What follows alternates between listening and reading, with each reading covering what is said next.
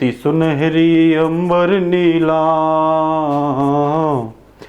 धरती सुनहरी अंबर नीला, हर मौसम रंगीला, ऐसा देश है मेरा हो, ऐसा देश है मेरा। जी हाँ दोस्तों, हम उस देश की बात करते हैं जो विषम परिस्थितियों में अपने सहानुभूति के साथ टिका रहता है और अच्छा आने पर कुछ अच्छा करने का भी प्रयास करता है। ये वो देश है जिसे हम भारत महान बोलते हैं। इसकी जब अतीत के बारे में हम पढ़ते हैं तो बहुत कुछ खासियत मिलती हैं, क्योंकि इस पर विदेशों के लोगों ने आक्रमण किया, उसको सहा इस देश ने, अंग्रेजों ने आक्रमण किया, उसको सहा, विभिन्न पश्चिमी देशों ने आक्रमण कहा, उसको भी इस देश ने सहा। उसके बावजूद भी आज ये देश आर्थिक रूप से मजबूत की स्थिति में है। जो देश 1757 में सोने की चिड़िया कहा जाता था दोस्तों, 1947 से पहले वो देश जीरो बन गया था।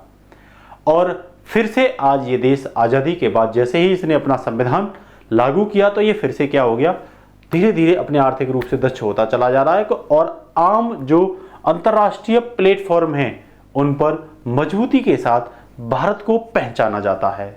जी हाँ दोस्तों, तो उससे ही संबंधित आज हम कुछ खास टॉपिकों की बात करेंगे। हम बात करेंगे कैसे आज़ादी के बाद जब हमने वर्ष 1950 में अपना संविधान लागू किया तो संविधान लागू करने के बाद देश का हमने कैसे आर्थिक विकास किया, कैसे राजनीतिक विकास किया, कैसे सांस्कृतिक और सामाजिक विकास किया। तो उसी में पहला टॉपिक हम पढ़ते हैं योजना आयोग के बारे में। इस योजना आयोग ने किस तरीके से भारत को आर्थिक रूप से मजबूत किया और आखिरकार हम योजना आयोग को ही क्यों पढ़ें।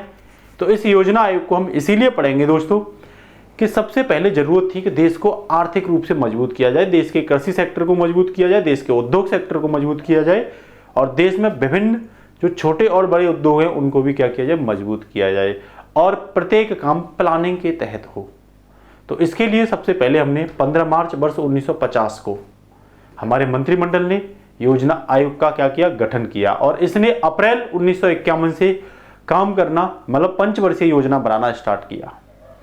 और इस योजना आयोग का मुख्य जो उद्देश्य था वो ये था कि जो भारत के आर्थिक संसाधन हैं उनका न्याय एवं उचित पूर्ण तरीके से बंटवारा किया जाए, राज्यों को किस तरीके से संसाधन दिए जाएं जिससे कि वो विकास के मार्ग में आगे की ओर बढ़े, केंद्र अपने पास कितने संसाधन रखे जिससे कि वो भी विकास के मार्ग में अपना राज्यों को सहयोग दे पाए। तो सबसे पहले मैं बात करूंगा योजना आयोग के बारे में। आपसे पूछे योजना आयोग का उद्देश्य क्या, तो आपका जवाब होना चाहिए देश के संसाधनों का सही तरीके से इवैल्यूएशन करना, मतलब आकलन करना। उसके बाद विकास को आवश्यकता अनुसार पंचवर्षीय योजनाओं के माध्यम से, मीन्स इस बार कोई सरकार बनती है तो अगले 5 साल के लिए एकदम सुनियोजित प्लान होगा आर्थिक क्षेत्र में काम करने के लिए। उसके साथ इसकी प्राथमिकता थी कि संसाधनों का सही तरीके से क्या किया जाए, आवंटन किया जाए, डिस्ट्रीब्यूट किया जाए। तो वर्ष 1950 में गठन किया गया एक मंत्रिमंडल द्वारा। आपसे पूछे हमारे यहाँ योजना आयोग किससे प्रेरित था, तो हमारे यहाँ योजना आयोग जो प्रेरित था दोस्तों, आज जो वॉर चल रहा है रसिया मीन्स यूएसएसआर से हम प्रेरित हुए थे, वहां अच्छे तरीके से ये काम कर रहा था। दूसरी बात आती है फिर ऐसी क्या दिक्कत हुई कि 1 जनवरी 2015 को हमने योजना आयोग की जगह नीति आयोग बनाया। तो उसके पीछे का कारण थोड़ा सा डिस्कस करूंगा, उसके बाद आगे बढ़ूंगा। कि ये बोला जाता था कि जो योजना आयोग था वो ऊपर से योजनाएं बनाता था, टॉप टू बॉटम, मीन्स ऊपर के व्यक्तियों को कुछ पता नहीं होती थी कि जमीनी स्तर की नीड क्या है, आवश्यकताएं क्या हैं, तो वो जो ऊपर से भेज देते थे उन्हीं को जमीनी स्तर पर लागू किया जाता था, जिससे जमीनी स्तर पर कोई विकास हो ही नहीं पाता था। दूसरी बात टॉप टू बॉटम अप्रोच थी और 50 वर्ष पुराना ढांचा हो गया था, इसीलिए आवश्यकता अनुसार, क्योंकि कंडीशन बदलेंगी तो कंडीशन बदलने के आधार पर हमें खुद पे खुद बदलना चाहिए। तो इस योजना आयोग ने, पहले तो मैं बात करूं, इसने भारत के एक थिंक टैंक के रूप में काम किया। किसके रूप में? थिंक टैंक के रूप में। और इसका जो हेडक्वार्टर था वो योजना भवन में था। ठीक है ना। तो बात करते हैं हम सबसे पहले पहली पंचवर्षीय योजना की। किसकी बात करते हैं? जैसा कि आप बोर्ड पर देख रहे होंगे, प्रथम पंचवर्षीय योजना, ये आप फोटो समझ रहे होंगे। पहली पंचवर्षीय योजना का जो गठन किया गया था, या मैं योजना आयोग की ही बात करूं तो जवाहरलाल नेहरू की अध्यक्षता में किया गया था।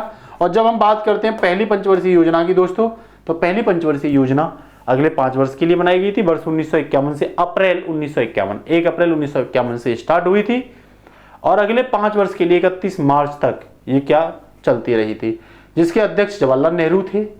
पहले मैं बात बता देता हूँ, योजना आयोग के अध्यक्ष जवाहरलाल नेहरू, मतलब प्रधानमंत्री, देश के प्रधानमंत्री होते थे।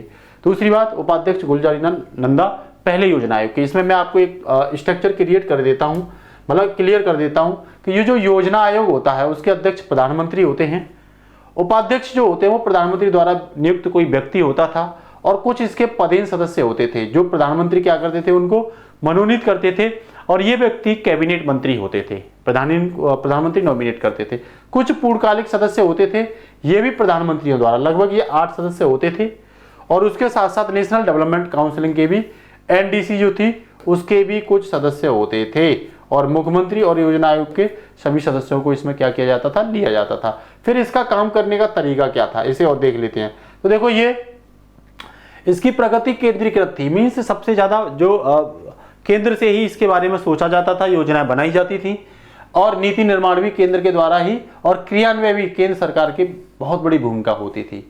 नियोजन 5 वर्ष की योजनाओं बनती थी, और उनका क्रियान्वयन भी केंद्र ही इंश्योर करता था, सुनिश्चित करता था।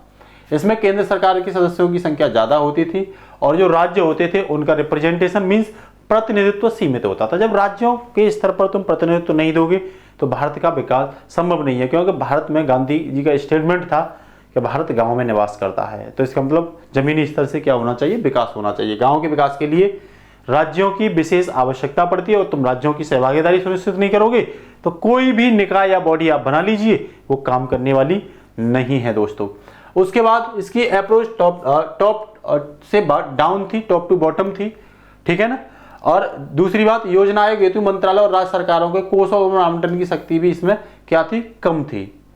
तो इसमें जो नीति निर्माण करते थे वो विश्वविद्यालय और जो शोध संस्थान होते थे उनके प्रतिनिधियों को इसमें शामिल नहीं किया जाता था, जबकि विश्वविद्यालय और जो शोध संस्थान थे उनके प्रतिनिधियों को अगर आप लेते हो तो वो विशेषज्ञ कुछ न कुछ देश के बारे में क्या बताते हैं, अच्छा बताते हैं। तो अब हम पढ़ते हैं सबसे पहले दोस्तों प्रथम पंचवर्षीय योजना क्या थी। पहली पंचवर्षीय योजना, तो पहली पंचवर्षीय योजना की बात करें तो इसके उपाध्यक्ष गुलजारीलाल नंदा थे, अध्यक्ष जवाहरलाल नेहरू थे, और ये भारत की राष्ट्रीय योजना थी, पहली योजना थी जिसकी अध्यक्षता खुद प्रधानमंत्री कर रहे थे, जिसकी शुरुआत 8 दिसंबर 1951 को हुई थी। ये 51 से 56 तक बनाई गई थी, ठीक है ना। और इसका योजना का आकार जो था लगभग 2069 करोड़ का था, जैसा कि आप देख रहे हो, ठीक है ना। इसमें विकास लक्ष्य जो रखा था 2.1 रखा था, लेकिन इसने प्राप्त किया 3%। इसका मतलब ये सकारात्मक रही थी, ठीक है ना। इसके बारे में अगर थोड़ी सी जानकारी और लेते हो तो ये जानकारी आपको बताती है कि भाई फर्स्ट 5 ईयर जो प्लान था उसका समय था 1951 से 56 के बीच, अप्रैल से लेकर के और 31 मार्च के बीच। ये किस मॉडल पर आधारित थी, तो आप बताओगे ये हेराल्ड मॉडल पर आधारित थी। किस मॉडल पर, हेराल्ड मॉडल। इस पर क्वेश्चन दोस्तों पूछा गया है। मुद्दे क्या क्या रहे थे, तो जरूरी था सबसे पहले, क्योंकि हमारा देश को खाद्यान्न पर आत्मनिर्भर रहना बहुत जरूरी था। हम बाहर से गेहूं मंगाते थे, बाहर से अन्न खाद्यान्न मंगाते थे, ऐसे गेहूं हमें यूएसए देता था जिसे उसके यहाँ जानवर खाते थे। तो सबसे पहले जरूरी था कि भारत को क्या किया जाए, भारत को आत्मनिर्भर बनाया जाए, मतलब कृषि सेक्टर में ध्यान दिया जाए, सिंचाई सेक्टर में ध्यान दिया जाए, और ऊर्जा सेक्टर में ध्यान दिया जाए। तो इसमें इसके लिए ही हमने सिंचाई परियोजनाओं के लिए और बिजली के लिए हमने यहाँ पे 3 बड़ी बड़ी बहुउद्देशीय परियोजनाएं चलाई थी। जैसे भाखड़ा नागल परियोजना, ये पंजाब और हिमाचल के बीच में चलाई थी। उसके बाद दामोदर नदी घाटी परियोजना पश्चिम बंगाल में चलाई थी, और हीराकुंड परियोजना दोस्तों ये हमने उड़ीसा वाले क्षेत्र में चलाई थी। उसके बाद दोस्तों इसी के समय 1 जुलाई 1955 में इसी योजना के समय हमने एसबीआई की क्या की थी, स्थापना की थी। इसका जो परिणाम था वो ये था कि लक्ष्य से अधिक इसने अपने को प्राप्त किया था। मेरा कहने का मतलब 2.1 रखा था और 3.6 इसने क्या किया था, प्राप्त किया था। दूसरी बात इसी में और क्या पढ़ेंगे कि ये संसद में पहली बार प्रस्तुत जवाहरलाल नेहरू के द्वारा की गई थी 8 दिसंबर 1951 को, और ये शुरू कब से हुई थी, 1 अप्रैल 1951 से शुरू हुई थी, और इसी के तहत 2 अक्टूबर 1952 को सामुदायिक विकास कार्यक्रम भी शुरू किया गया था यूएसए के सहयोग से। और इसका जो निरीक्षण किया था कि ये योजना किस तरीके से काम की, पंचवर्षीय योजना, तो इसका निरीक्षण किया था बलवंत राय मेहता ने। आप मतलब जरूरी था ना कि भाई 5 ईयर जो प्लान बनाया है उसने कैसा काम किया है, कैसा नहीं किया, इस चीज को एवेल्युएट करना भी क्या था, बेहद जरूरी था। तो किसने एवेल्युएट किया, बलवंत राय मेहता समिति ने इसे एवेल्युएट किया। इसके बाद में नेक्स्ट जो है वो सेकंड 5 ईयर प्लान है। सेकंड 5 ईयर प्लान की बात करूं तो ये शुरू हुआ था 1 सितंबर 1956 को, सॉरी ये शुरू हुआ था 1 अप्रैल 1956 को, चला था अगले 5 वर्ष के लिए, 5 ईयर होता था तो 5 वर्ष के लिए चलेगा। इसी के तहत 1 सितंबर 1956 को LIC की स्थापना की गई थी। ये किस मॉडल पर आधारित था, ये इंपोर्टेंट बन जाता है। तो ये PC महालनोबिस मॉडल पर आधारित था। किस मॉडल पर आधारित था? PC महालनोबिस मॉडल पर आधारित था। उसके साथ ही दोस्तों मुद्दे की बात करूं तो अब जरूरी था, हमने कृषि और सिंचाई बिजली पर काम किया, तो बिजली पर काम किया तो इसके लिए उद्योग लगाना बहुत जरूरी है, तो हमने भारी उद्योग साथ साथ अपने स्वास्थ्य सेक्टर के लिए चिकित्सा पर भी फोकस दिया था। और कुछ जो इस्पात कारखाने, जब हम भारी उद्योग लगाएंगे तो इस्पात कारखानों के बारे में भी बात करेंगे, तो हमने राउरकेला उड़ीसा में इस्पात कारखाना खोला जर्मनी के सहयोग से। हमने भिलाई लोहा संयंत्र उद्योग छत्तीसगढ़ में खोला USSR के सहयोग से। और हमने दुर्गापुर में जो लोहा इस्पात संयंत्र खोला। ये सब लोहा इस्पात और स्टील इस्पात संयंत्र हैं, वो पश्चिमी बंगाल में ब्रिटेन के सहयोग से खोला। इसका परिणाम क्या हुआ? समाजवादी मॉडल निकल के आया, औद्योगिकरण का तेजी से भारत में विकास हुआ, उसके साथ साथ भारी उद्योग भी विकसित हुए। और जब मैं इसकी बात करूं तो लक्षित दर जो थी इसकी, वो हमने लक्ष्य रखा 4.5 का, लेकिन ये अपनी दर को प्राप्त नहीं कर पाया था, इसीलिए 4.2% ही रही। इसमें कृषि के बजट को कम किया गया और 20% रखा गया, क्योंकि पहले वाले में कृषि बजट ज्यादा था। कृषि में सुधार होने के साथ साथ हमने फिर धीरे धीरे क्या किया, आगे की ओर भारी उद्योगों की ओर प्लान किया। अब थर्ड 5 ईयर प्लान, तो ये वर्ष 1961 से और 1966 तक चला, तीसरा, ठीक है ना। इसमें प्राथमिकता कृषि और उद्योगों को दी गई थी, समन्वित तरीके से दोनों को कोऑर्डिनेट करते हुए, और लक्ष्य रखा था कि हमें क्या बनना है, जो हम अमेरिका से गेहूं मंगाते थे, हमें खाद में आत्मनिर्भर बनना है, क्योंकि इस समय अमेरिका ने भी हमसे मना कर दिया था। इसीलिए जरूरी था, इस समय हरित क्रांति का दौर अब धीरे धीरे स्टार्ट होगा। भारत में हरित क्रांति की अलग इसी के तहत जगाई गई थी। ये किस मॉडल पर आधारित था? तो ये सुखमेय चक्रवर्ती और सैंडी मॉडल पर आधारित था। कुछ सहयोग इसमें PC महालनोबिस मॉडल का भी लिया गया था। इसमें प्रसिद्ध योजना चलाई थी गॉडगिल योजना। कौन सी योजना? गॉडगिल योजना। लेकिन दोस्तों ये कुछ वजह से सफल नहीं हो पाया। उसके पीछे का कारण था कि इस समय सूखा भी पड़ी थी, उसके साथ साथ भारत और पाक का युद्ध हुआ था वर्ष 1965 में। 1962 में भारत और चीन का युद्ध हुआ था। और दूसरी बात, हमारी मुद्रा डाउन हो गई थी, तो मुद्रा का अवमूल्यन भी किया था हमने, ठीक है ना। और साथ साथ यहाँ पे महंगाई, मतलब कीमतें वस्तुओं की काफी तेजी से बढ़ी। इस वजह से भी ये जो थर्ड 5 ईयर जो प्लान था वो सक्सेस नहीं हो पाया। जिसका लक्ष्य हमने 5.8% रखा था, वो गिर करके 2.8 पर रह गया था, तो इसीलिए ज्यादा सक्सेस नहीं हो पाया। इसमें क्या किया गया था, 1965 में हमने FCI food corporation of India की स्थापना की। मतलब जो खाद्यान्न होगा उसे स्टोर करने के लिए सरकार लेगी उसकी जिम्मेदारी, ठीक है ना। तभी तो लोग जो कृषि की ओर मूव करेंगे। उसके साथ साथ 1965 में कृषि कीमत आयोग हमने बनाया, और यही आगे चल के 1985 में आयोग जो है कृषि लागत एवं मूल्य आयोग बना। ये क्या बना? कृषि लागत एवं मूल्य आयोग। कब बना ये? 1985 में बना। थोड़ी सी बात हम ये देखेंगे कि इसी के तहत हमने 1964-65 में संघन पशु लागत योजना किया, और इसी में योजना अवकाश को भी दोस्तों आप पढ़ोगे। इसके बाद 3 योजना अवकाश रखे गए थे कुछ वजह की वजह से, और वो कौन से थे 3 योजना अवकाश, उसे मैं आपको क्लियर करा देता हूं। तो देखो ये 3 योजना अवकाश थे। कौन से थे? ये थे 3 योजना अवकाश।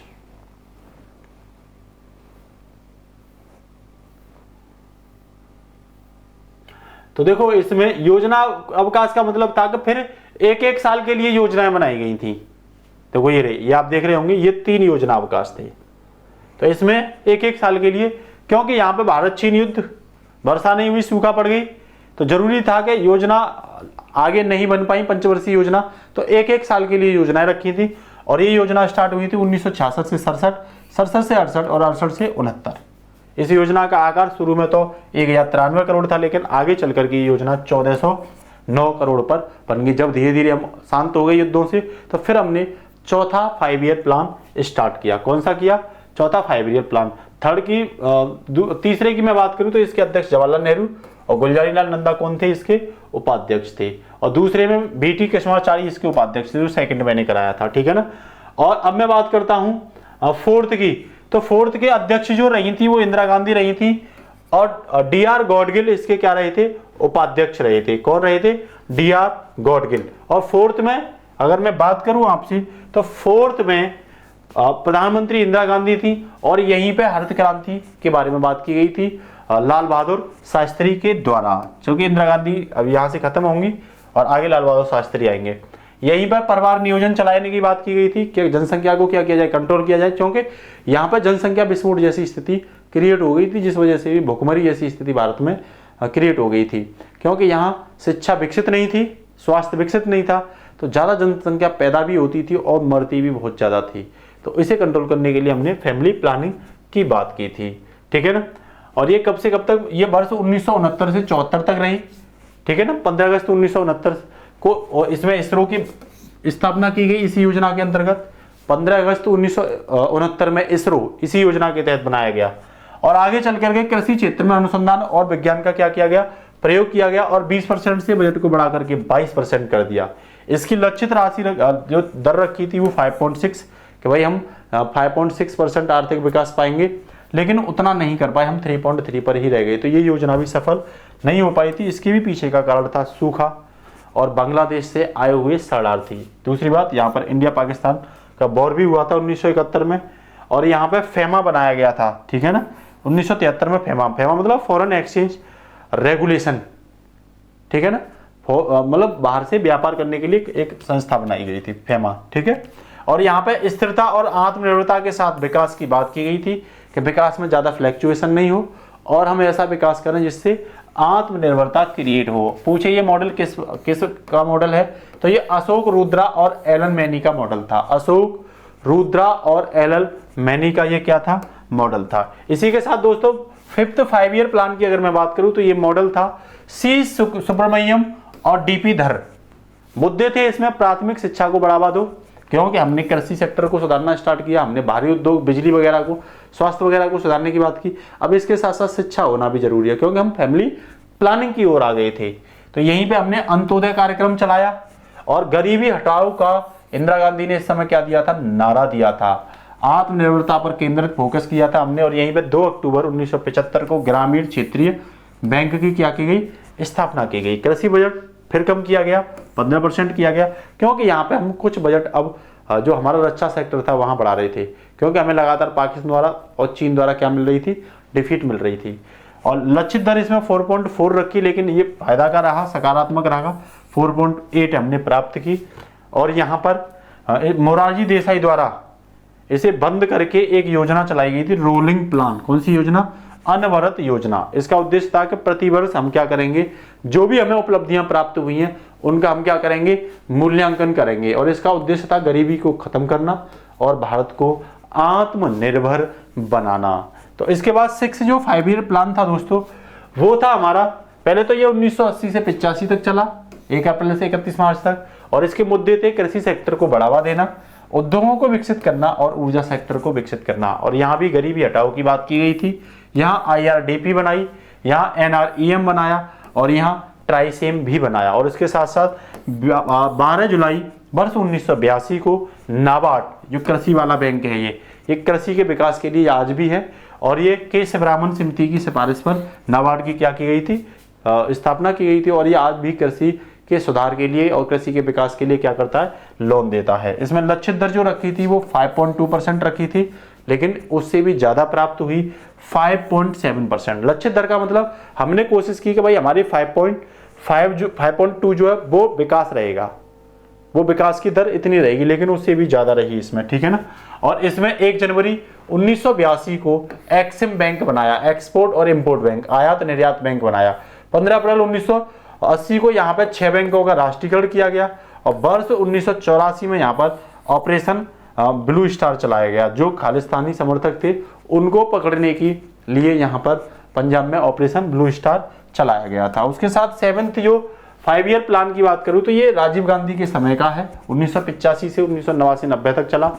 इसमें फोकस दिया गया रोजगार को बढ़ावा देना, आधुनिकीकरण करना और भारत को आत्मनिर्भर बनाना, कृषि में आत्मनिर्भर बनाना, उद्योगों में आत्मनिर्भर बनाना, ऊर्जा में आत्मनिर्भर बनाना भारत को। प्राथमिकता थी भोजन को इंश्योर करिए और रोजगार का क्या करिए, सृजन करिए। उसके साथ साथ यहीं पर 1986 में कपाट की स्थापना की गई थी। किसकी, कपाट की स्थापना की गई थी। और इसमें लक्षित दर रखी थी फायदा होकर के लक्षित दर हमने जो प्राप्त की थी वो 6% प्राप्त की थी। 1985 में इंदिरा गांधी आवास योजना इसी के समय चलाई। 1986 में हमने शहरों के लिए जवाहर रोजगार योजना और गांव के लिए हमने नेहरू रोजगार योजना स्टार्ट की थी। और इसी के समय प्रणब मुखर्जी थे। और यहाँ एक कानून और बनाया था 1986 में, उपभोक्ता संरक्षण अधिनियम, कंज्यूमर प्रोटेक्शन कंजर्वेशन अधिनियम 1986। और यही 1988 में सेबी बनाई गई, जो शेयर मार्केट है उसे रेगुलेशन करने के लिए सेबी बनाई गई, security exchange board of India बनाई गई थी, जो शेयर मार्केट है उसको कंट्रोल करने के लिए। उसके साथ 8वीं 5 वर्षीय योजना की बात करूं मैं तो 8 5 ईयर प्लान में क्या क्या किया गया। तो पहले तो ये जॉन डब्ल्यू मिलर मॉडल पर आधारित थी। इसका लक्ष्य था कि जो मानव संसाधन है उसके विकास को बढ़ावा दिया जाए, मतलब मानव का भी कुछ संसाधन के रूप में क्या करिए, विकास करिए, यहाँ फोकस दिया गया। और इसी के तहत 1992 में सेबी एक्ट पास किया गया। क्योंकि सेबी बनाई गई तो उसके लिए कानून होना चाहिए, मार्केट को किस किस कानून और कैसे लाइसेंस देगी, कैसे लाइसेंस नहीं देगी, कौन कंपनी उसमें लिस्टेड होंगी, कौन नहीं होंगी। वर्ष 1993 में प्रधानमंत्री रोजगार योजना बनाई गई। और 1995 में मिड डे मील योजना, जो बच्चों को आज भी स्कूलों में खाना वगैरह देती है। 1991-92 में इकोनॉमिक रिफॉर्म की पॉलिसी लाई गई और इसमें लक्ष्य रखा था 5.6% विकास का, लेकिन उससे बढ़कर के 6.8 मीन्स कह सकते हो काफी अच्छा यहाँ पे देश विकास की ओर बढ़ रहा था। इस समय प्रधानमंत्री थे पीवी नरसिम्हा राव और यहीं पर सर्वांगीण मानव विकास के बारे में प्रधानमंत्री ने बात की थी। और ये 1992 से 1997 के समय की थी। यहाँ कुछ जो बुराइयां थी जैसे महिला ढोने की प्रथा, ठगी प्रथा, इनको क्या किया गया, समाप्त किया गया था। उसके साथ ही नेक्स्ट है 9th 5 ईयर प्लान। ये दोस्तों वर्ष 1997 से 2001 तक थी। इसमें मुद्दे थे सामाजिक न्याय, अब मतलब थोड़ा बहुत समाज को भी रिफॉर्म करिए, सोशल जस्टिस की बात करिए, समानता के साथ विकास होना चाहिए, मतलब विकास में सबको इक्वलिटी दो। उसके बाद वैश्विक मंदी पर फोकस किया गया। इसी समय एशिया में वित्तीय संकट पड़ा था, ठीक है ना। और यहीं पे हमने 1997 में स्वर्ण जयंती शहरी रोजगार योजना चलाई और 1997 में और 1999 में स्वर्ण जयंती ग्रामीण रोजगार योजना चलाई। मतलब हम कंटिन्यूसली रोजगार पर भी फोकस कर रहे थे। वर्ष 2000 में हमने प्रधानमंत्री ग्राम सड़क योजना चलाई और सर्व शिक्षा अभियान हमने वर्ष 2001 में चलाया। यहीं पे फेमा एक्ट बनाया हमने 1999 और यहीं पर 1999 में हमने इरडा की स्थापना की थी। इरडा जो बीमा क्षेत्र को संचालन करने के लिए हमने बनाई थी, बीमा सेक्टर में भी आगे हमें बढ़ना था। फिर 10th 5 ईयर प्लान की बात करें तो इसका समय था 1 अप्रैल 2002 से 31 मार्च 2007 तक। 2003 में इसने FRBM एक्ट बनाया, मतलब बजट घाटे को कैसे कंट्रोल किया जाए, क्योंकि लगातार बजट में क्या हो रहा था, घाटा हो रहा था। तो FRBM एक्ट ने घाटे को कंट्रोल करने के लिए हमने 2003 में इसे बनाया। और 2005 में इसी के समय हमने नरेगा और मनरेगा मतलब महात्मा गांधी से संबंधित जो रोजगार गारंटी योजना थी वो हमने चलाई। आज भी मनरेगा के तहत लोगों को वर्ष में कुछ दिन के लिए क्या दी जाती है, रोजगार की गारंटी दी जाती है।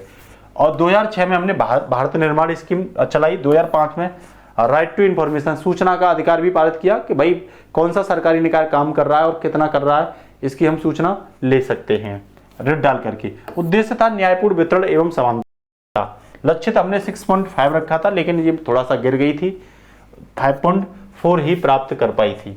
कृषि की दृष्टि से सबसे हानिकारक अगर योजना देखी जाए तो 10th 5 ईयर प्लान ही है। उसके बाद दोस्तों 11th 5 ईयर प्लान की बात करें तो ये 1 मार्च 2007 से लेकर के 31 मार्च 2012 तक क्या किया गया था, बनाया गया था। और प्रधानमंत्री इस समय कौन थे, भारत के फेमस वित्त मंत्री डॉक्टर मनमोहन सिंह। फोकस था समावेशी और सतत विकास किया जाए, मतलब विकास ऐसा किया जाए जिस पर सबकी पकड़ हो, विकास ऐसा किया जाए जो लंबे समय तक चले, सस्टेनेबल डेवलपमेंट हो, समावेशी हो, हर एक क्षेत्र में होना चाहिए, ठीक है ना, कहीं भी उतार चढ़ाव नहीं होना चाहिए। 2008 में यही इसी के तहत हमने राष्ट्रीय स्वास्थ्य बीमा योजना चलाई। 2009 में राइट टू एजुकेशन हमने बनाया, क्योंकि 86वां संविधान संशोधन वर्ष 2002 में हमने अपने संविधान में राइट टू एजुकेशन को आर्टिकल 21A में फंडामेंटल राइट के रूप में ऐड किया था। इसीलिए हमें जरूरी था कि उस पर कोई कानून बनाया जाए। तो हमने इसमें 6 से 14 वर्ष तक के बच्चों को निःशुल्क एवं अनिवार्य शिक्षा देने की बात की थी। तो ये कानून कब बना, राइट टू एजुकेशन 2009 में। और 2010 में हमने सबला स्कीम चलाई। इसमें हमने जो 11 से लेकर के 18 तक की जो गर्ल्स थी उनको रोजगार देने की बात की थी। 2010 में हमने स्वावलंबन स्कीम चलाई जिसमें पेंशन से रिलेटेड बातें थी।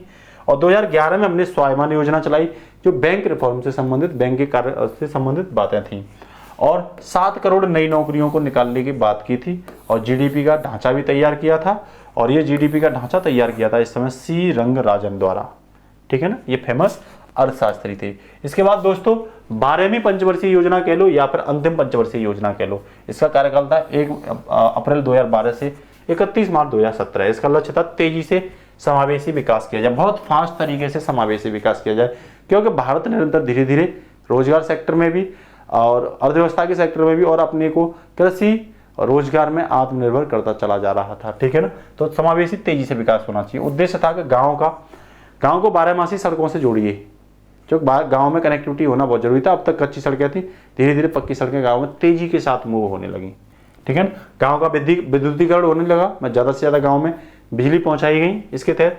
और 2013 में खाद्य सुरक्षा एक्ट भी बनाया गया, जो आज हमें राशन वगैरह मिलता है, ये इसी एक्ट के तहत मिलता है। 2013 में ये एक्ट बना था, ठीक है। 2014 में प्रधानमंत्री जनधन योजना बनाई गई। 2015 में स्वच्छ भारत मिशन बनाया गया। बेटी बचाओ बेटी पढ़ाओ योजना 2015 में। सुकन्या समृद्धि योजना चलाई गई, जो कन्या है उनके लिए कुछ पैसा बैंक में डालिए और वो ब्याज लगा के सरकार आपको देगी। और बेटी बचाओ बेटी पढ़ाओ योजना हरियाणा के पानीपत से शुरू की गई थी, ठीक है। और अटल पेंशन योजना प्लस प्रधानमंत्री सुरक्षा बीमा योजना, प्रधानमंत्री जीवन ज्योति बीमा योजना और पीएम बैंक योजना भी इसमें क्या की गई थी, स्टार्ट की गई थी। और यहीं पर पीएम कौशल विकास योजना और डिजिटल इंडिया भी शुरू किया गया था। और इसके बाद 14 अगस्त वर्ष 2014 को प्रधानमंत्री ने घोषणा की कि भाई हम इस आयोग को क्या करने जा रहे हैं, खत्म करने जा रहे हैं, और इसकी जगह पर एक नया आयोग बनाएंगे जिसका नाम था नीति आयोग। नीति आयोग मतलब नेशनल ट्रांसफॉर्मिंग इंडिया, नहीं ऐसे नहीं बोलेंगे, इसका है national institute for transforming India. ये क्वेश्चन पूछा गया है, national institute for transforming India. इसके अध्यक्ष भी प्रधानमंत्री होंगे। उपाध्यक्ष की बात करें, एक उपाध्यक्ष होंगे जो प्रधानमंत्री नियुक्त करवाएंगे अपनी सलाह पर, ठीक है। उसके साथ साथ सभी जो राज्य हैं उनके मुख्यमंत्री इसके सदस्य होंगे, और जो केंद्र शासित प्रदेश है वहां से प्रशासक या उपराज्यपाल इसके क्या होंगे, सदस्य होंगे। इसका मतलब अब इसकी जो अप्रोच है वो जमीनी स्तर से होगी। अब जमीनी स्तर से विकास की योजना बन के जाएंगी ऊपर तक। तो इसका मतलब क्या है, जमीनी स्तर का विकास होगा। और नीति आयोग जो है वो अपने प्लान के तहत काम करता तो योजना आयोग भी प्लान के तहत था, लेकिन उसमें केंद्रीकरण ज्यादा था। नीति आयोग में केंद्रीकरण ज्यादा नहीं है। नीति आयोग प्रति 3 वर्ष के लिए योजना तैयार करता है। क्या रहेंगी नीति आयोग की योजना, ये आने वाली क्लास में नेक्स्ट बताएंगे। अगर आपको क्लास अच्छी लगती है तो दोस्तों ज़्यादा से ज़्यादा इस क्लास को शेयर करिए और चैनल को बढ़ाने में अपना सहयोग दो। जय हिंद दोस्तों।